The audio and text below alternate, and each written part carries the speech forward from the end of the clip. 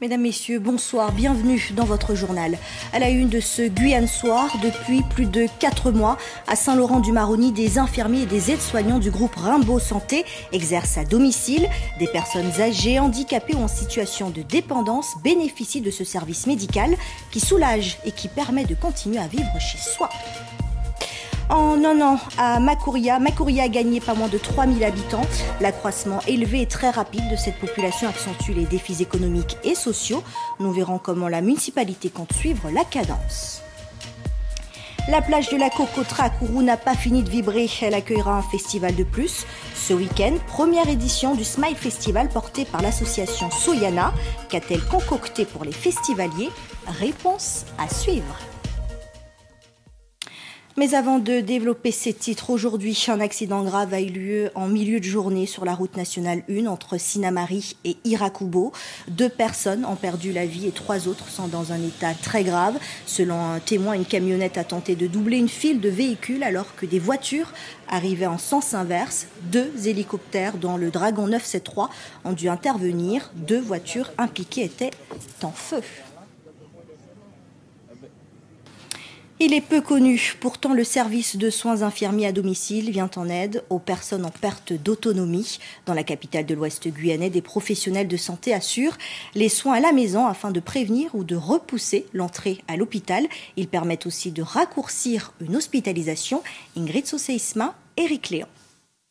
Lorraine Merto-Sético est aide-soignante au SIAD, le service de soins infirmiers à domicile. Comment ça va? Eh bien, ça va. Et le week-end? Bien passé? Oui. Chaque jour, elle rend visite à ce patient afin de lui assurer un suivi médical suite à une hospitalisation à domicile. Sa prise en charge auprès du SIAD, en fait, c'était pour un suivi par rapport à sa tension. Donc, je prends les paramètres tous les jours. Et la vérification qu'il ait bien pris ses traitements. Parce qu'aussi, on essaye aussi de le mettre un peu autonome au niveau de sa prise des traitements. 12-6, c'est bon. L'octogénaire reçoit la visite quotidienne de l'aide-soignante pour l'aider à maintenir son autonomie. Lorsque Lorraine vient me soigner, ça a changé pour moi. Parce qu'il était beaucoup malade. Eh bien, après, j'ai fait un petit mieux. Lorraine continue sa tournée chez une patiente dont l'état de santé s'était dégradé ces 10 dernières années. Alma n'a pas bénéficié d'hospitalisation à domicile. Elle était prise en charge par la famille. C'est son médecin traitant qui a prescrit le SIAD. L'aide-soignante réalise sa toilette et ses soins. Un soulagement pour les aidants. Ça m'apporte beaucoup par rapport à ma maman qui est âgée, elle a 88 ans. Les soins qui sont apportés tous les jours, du lundi au vendredi. Parce que je travaille, j'ai ma vie aussi. Et sincèrement, c'est quelque chose, c'est un plus. Le service de soins infirmiers à domicile permet de maintenir chez eux des personnes âgées et des adultes porteurs de handicap. Un service ouvert dans l'Ouest en mars dernier à Saint-Laurent-du-Maroni. Aujourd'hui, les bureaux d'OSIAD sont ici. On est hébergé par l'HAD. Dans les autres bureaux qui appartiennent à l'HAD, nous avons une diététicienne, une assistante sociale et une infirmière de lésion. Là, nous avons un médecin coordinateur de l'HAD. Et un petit peu plus loin, nous avons ici Angélique qui est cadre de l'HAD. Aujourd'hui, le personnel est réduit, mais dans quelques mois, le SIAD déménagera ici, à la zone Tarsi, sur la route des Malgaches, dans ces locaux qui comprendront un hôpital de jour, des bureaux et des logements. C'est une création de service, ça veut dire une complémentarité et un meilleur parcours de soins pour les patients. Aujourd'hui, on a ouvert 34 places de SIAD, c'est-à-dire qu'il y a 34 personnes handicapées ou personnes âgées qui peuvent bénéficier d'aides-soignants, d'infirmiers qui viennent chez eux pour les aider à prendre leur traitement, à faire leur toilette, à se déplacer. Aujourd'hui, 17 patients bénéficient du SIAD. Santé toujours en ce début de mois d'août, faisant le point sur la situation épidémiologique en Guyane concernant la dengue. Le secteur des savanes reste particulièrement touché, comme nous l'explique Anthony Hilaire. Depuis le début de l'année, 431 cas confirmés de dengue ont été identifiés sur plusieurs communes, dont 314 localisées à Kourou, où la circulation du virus demeure intense au cours des 2 dernières semaines. Des foyers actifs sont recensés dans plusieurs secteurs, 3 à Saint-Laurent-du-Maroni, 1 à Cayenne, 1 à Rémière-Montjoly, 1 à Matoury et 1 à Grand-Santi. Notez que depuis mi-juin, une tendance à la hausse du nombre de cas biologiquement confirmés de dengue est observée. Depuis le début de l'année, 37 patients ayant un test biologique positif pour la dengue ont été hospitalisés, dont 34 au CHK. L'évolution des indicateurs au cours des 2 dernières semaines confirme la situation d'épidémie de dengue sur le secteur des savanes, qui touche plus particulièrement Kourou. Rappelons que la dengue, le chikungunya et le zika sont des arboviroses transmises par le moustique Aedes aegypti, qui représente une menace constante en Guyane. Ce moustique se reproduit essentiellement dans les petites collections d'eau claire, à l'intérieur ou autour des habitations. L'actualité, c'est aussi les interrogations sur l'avenir d'Air Guyane. Le tribunal mixte de commerce de Pointe-à-Pitre a donc prononcé la liquidation judiciaire de l'entreprise à la tête d'Air Antilles et d'Air Guyane, avec une poursuite d'activité pendant 2 mois dans l'attente d'un repreneur. Les précisions de Lydia Quérin. Et pour en parler, nous retrouverons juste après notre invité. La liquidation judiciaire est une procédure collective qui intervient quand une entreprise est en état de cessation des paiements et que cette cessation ne peut pas être rétablie. Lors d'une liquidation judiciaire, les biens de l'entreprise sont vendus pour rembourser ses créances. Le groupe Care a été placé en liquidation judiciaire avec poursuite d'activité pendant 2 mois, une période durant laquelle les salariés conservent leur contrat de travail. Le tribunal de commerce a nommé 2 administrateurs judiciaires dans ce dossier. Ce sont des auxiliaires de justice chargés d'exercer à la place du débiteur ses actions et ses droits sur les biens de l'entreprise. Quelles sont les missions de l'administrateur judiciaire? Il doit gérer l'entreprise puisqu'il y a poursuite d'activité, vérifier les créances de l'entreprise, se charger de la vente de ses biens et recouvrir les éventuelles sommes dues à l'entreprise. 2 mois de poursuite d'activité, c'est ce qu'il a été décidé par le tribunal dans le dossier Care. Pendant cette période, le liquidateur étudie les offres de reprise et élabore un plan de cession.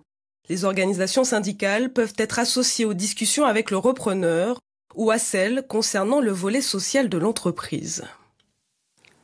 Christian Marchand, directeur général d'Air Guyane, est l'invité de ce journal. Bonsoir. Bonsoir. Alors, avec cette liquidation judiciaire, avec la rentrée scolaire qui approche, est-ce que vos avions pourront en voler? Et si oui, à quelle fréquence? Bien, ça a été bien décrit. Nous sommes en liquidation avec poursuite d'activité. Donc, il va appartenir maintenant au liquidateur de garantir le fonctionnement des 2 aéronefs d'Air Guyane actuellement en service. Donc là, les vols ont recommencé hier. On fera tout pour que le minimum soit fait et toujours dans le respect des règles. Mais j'avoue que ce sera une période un peu compliquée. Nous avons le mois d'août avec les fêtes des communes, tous les va-et-vient des vacanciers, des besoins normaux des populations isolées. Et puis, il va falloir aussi prévoir la rentrée, puisqu'il va falloir ramener les jeunes sur l'Est pour qu'ils puissent faire la scolarité. Donc, ce sera difficile. Mais vous avez peut-être une visibilité, ça sera difficile, ça sera compliqué. Mais hier, le premier vol en direction de Saül, Maripasoula, Papaïchtan. Hier, à partir de quand? Nous avons privilégié hier 2 cargos vers Saül, parce que je rappelle que Saül, c'est pas que toutes les communes sont logées à la même enseigne, mais Saül est particulièrement impacté par l'absence de desserte. Aujourd'hui, les vols normaux ont repris, puisque nous avons pu desservir Maripasoula, Gansanti, Saint-Laurent aujourd'hui, Saül et Maripasoula à nouveau cet après-midi. Bon, nous n'avons pas pu faire aujourd'hui le Camopi parce qu'il n'y avait pas de monde, puisque après pratiquement 20 jours d'inactivité, il faut que la machine se remette en marche. Il faut que les avions soient à nouveau remis dans le fonctionnement normal. Mais je peux vous garantir que le programme normal a été restauré à partir de ce matin. Bon, donc, la semaine prochaine, nous aurons encore à faire face à quelques aléas, puisqu'il y a la maintenance des avions qui intervient. Mais nous ferons, comme nous avons toujours fait, au mieux, en fonction de nos capacités, et surtout de ce que l'administrateur pourra nous mettre à disposition pour garantir un fonctionnement. Je rappelle que pour faire voler les avions, il faut du carburant, il faut des pièces avions. Il faut aussi que les salariés soient payés. Et il faut aussi des pilotes. Vous avez combien de pilotes opérationnels nous avons 15 pilotes à Air Guyane, donc tous les pilotes sont à nouveau au travail, sauf évidemment ceux qui sont en congé. Mais l'activité a repris et j'espère que... moi, je peux assurer que nous ferons le maximum pour faire ce que nous avons toujours fait, désenclaver les communes isolées. Alors, les syndicats n'ont pas cessé de le dire, le repreneur de la compagnie doit être sur le territoire. Il préconise une gouvernance locale. Vous gérez Air Guyane depuis 21 ans maintenant. Au vu de votre expérience, du recul que vous pouvez avoir, une compagnie locale pourrait-elle tenir la route, selon vous ? Oui. D'ailleurs, je suis resté depuis 2 ans maintenant pour pouvoir accompagner la mise en place de cette compagnie locale. Je voudrais dire que Air Guyane, dont la mission depuis 20 ans est essentiellement et principalement la desserte des communes isolées, a désormais la capacité technique pour faire voler les avions en toute sécurité sur l'Amazonie guyanaise. Donc c'est possible. Maintenant, il faut gérer cette activité. Il faut la faire avec des gens expérimentés, des professionnels, parce que l'aérien requiert c'est un métier qui est extrêmement contrôlé. Donc il faut que les gens soient formés à cela. Mais je peux garantir aujourd'hui que dans la plupart des fonctions, il y a des pilotes guyanais, il y a des cadres guyanais qui s'occupent des opérations de vol, des opérations au sol, de la programmation des pilotes. Oui, c'est possible. Dernière petite question, selon Rodolphe Alexandre, ancien président de la CTG, il faut 3 millions d'euros pour faire tourner une compagnie. Vous validez cette somme ? Je ne suis pas habilité à valider les sommes. Je parle selon mon expérience, qui est un peu... Vous êtes directeur général. Voilà.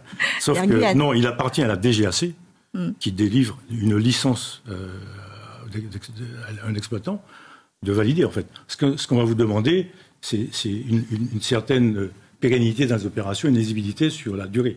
Donc on va vous demander de garantir, au moins pendant 3 mois dans un premier temps, que vous avez les moyens de fonctionner sans activité. Mais enfin, 3 millions me semble, dans une activité nouvelle qui ne démarre pas avec un passif, suffisant, je pense, pour pouvoir recommencer une nouvelle Air Guyane.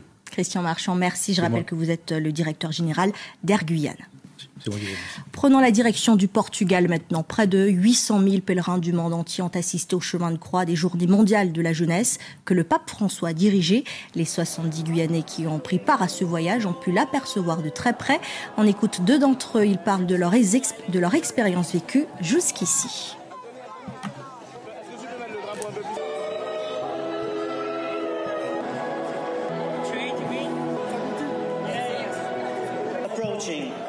Pour nous, le groupe, ça nous permet de nous rassembler, de pouvoir représenter la Guyane dans un pays autre. Cette année, c'est au Portugal. Et personnellement, ça permet aussi d'agrandir sa foi, se rapprocher un peu plus de sa religion. Donc c'est toujours une bonne chose d'aller découvrir d'autres cultures autre part. Forte émotion parce que en tant que jeune prêtre, déjà, c'est partir au JMJ 2 semaines après son ordination, c'est assez fort. En étant un jeune prêtre de 25 ans, partir avec des jeunes de mon âge, donc voilà, 25 jusqu'à 30 ans, c'est déjà un bel exploit, j'ai envie de dire, d'emmener tous ces jeunes voir le pape. Voilà, et puis aussi pour prier, voir les autres jeunes, c'est pas que pour voir le pape.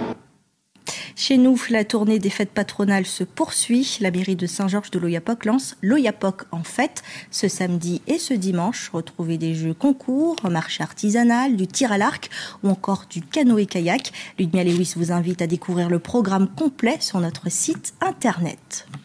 Macouria n'est pas en reste après 4 ans d'absence. Les festivités ont débuté aujourd'hui. Au programme, jusqu'à dimanche minuit, de nombreuses animations culturelles, sportives, des plateaux artistiques et l'élection de la nouvelle Miss. Personne ne sera oublié pendant ce week-end festif. On écoute Cynthia Sully, responsable du service culture de la ville de Macouria. Elle est au micro de Terence Moy. Ça fait 4 ans qu'on n'avait pas fait la fête de Macouria, la dernière date de 2019, donc on est hyper content de retrouver le public pour cette nouvelle édition de la fête de Macouria, avec énormément d'animations, notamment sportives, culturelles, des animations pour toutes les générations. On a pensé aux seniors avec l'animation bingo et le thé dansant pour dimanche. On a pensé aux plus petits, il y a des balades en poney, il y a des activités sportives comme par exemple le roller. On a pensé à tout le monde, il y a des animations en soirée aussi, un plateau urbain ce vendredi et la grande nuit macourienne dimanche. On aura évidemment l'élection tant attendue de la nouvelle Miss Macouria et puis des artistes en live, notamment Fanny J, Saïna Manot et bien d'autres.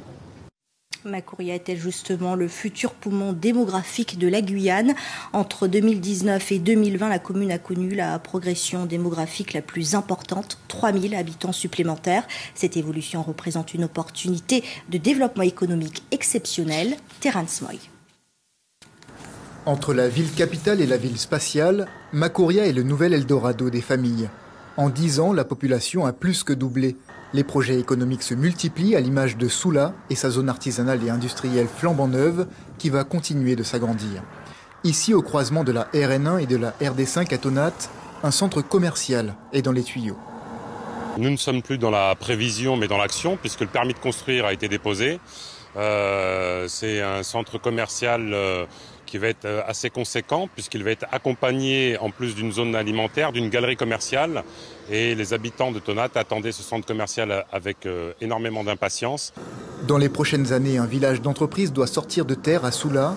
À Maillard, c'est une pépinière d'entreprise avec possiblement une école du numérique qui est prévue. L'idée, véritablement, c'est de mettre en face de chaque Macorien et chaque Macorien les moyens de s'insérer professionnellement ici sur son territoire et de ne pas avoir à emprunter la RN1 pour aller travailler à Cayenne. L'autre grand défi dû à la forte croissance, c'est l'éducation. À Macoria, il y a 2 collèges, 11 groupes scolaires et un lycée agricole. Nous travaillons déjà avec la CTG sur la mise en place donc, de 2 autres collèges, puisque nous avons un à Tonat et un à Soula. Nous avons déjà, avec l'EFPAG, situé le 3e collège et nous travaillons sur le 4e collège pour Tonat. Vous avez donc le lycée de Préfontaine. Ce sera le 2e lycée sur notre territoire, puisque vous avez le lycée de Matiti, le lycée de Préfontaine qui va sortir normalement en 2025 et nous travaillons sur un 3e lycée. L'aménagement aussi doit être repensé. Une convention est signée entre la mairie et l'AFD pour financer des études. Entre les 2 radars de la commune, le long de la RN1, la route sera retravaillée pour y intégrer pistes cyclables et aires de covoiturage.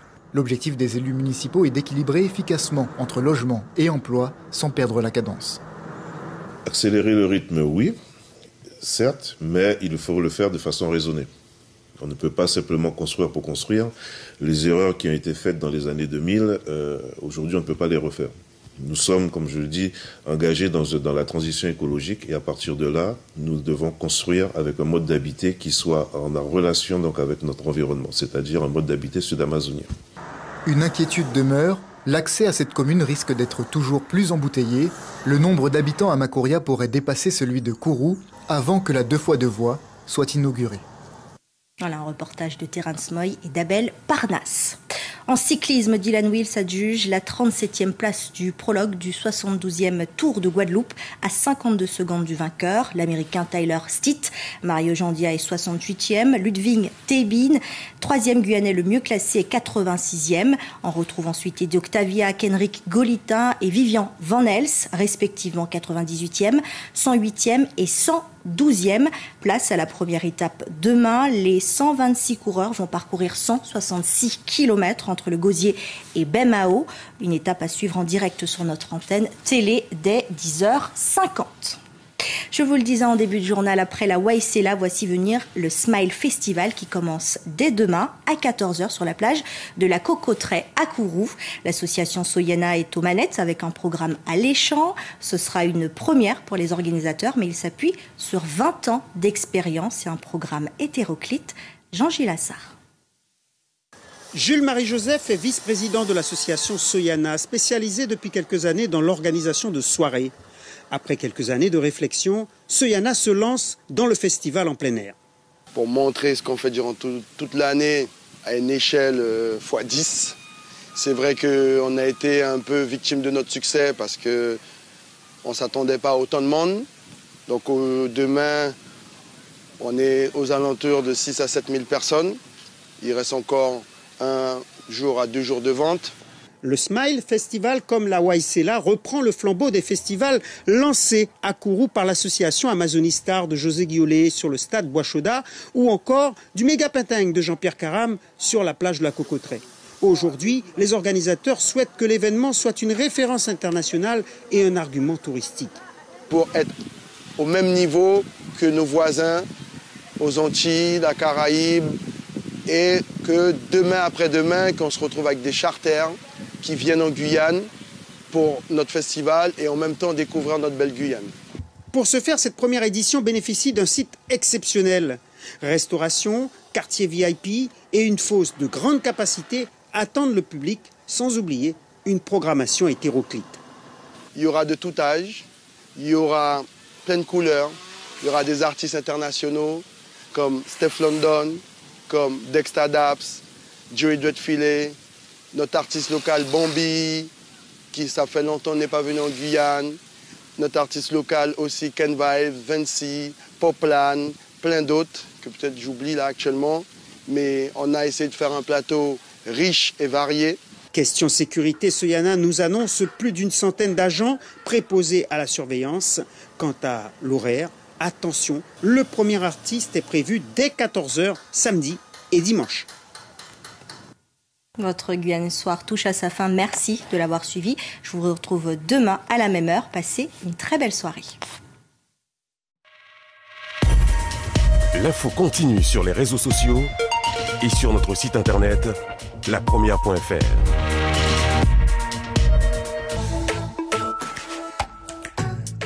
Votre soirée sur La Première. 20h, on est en Écosse pour les enquêtes d'une brigade maritime. Avec Annika, une flic surprenante. 21h35, les jeunes humoristes Matt Lubez, Youlou, Cleveland, Bobby et JSL, réunis sur la scène de La Cigale. Annika, Matt Goya Comedy Show. Bonne soirée sur La Première. L'information continue sur notre site guyane.lapremière.fr. Scannez ou flashez le QR code pour suivre toute l'actualité de la Guyane.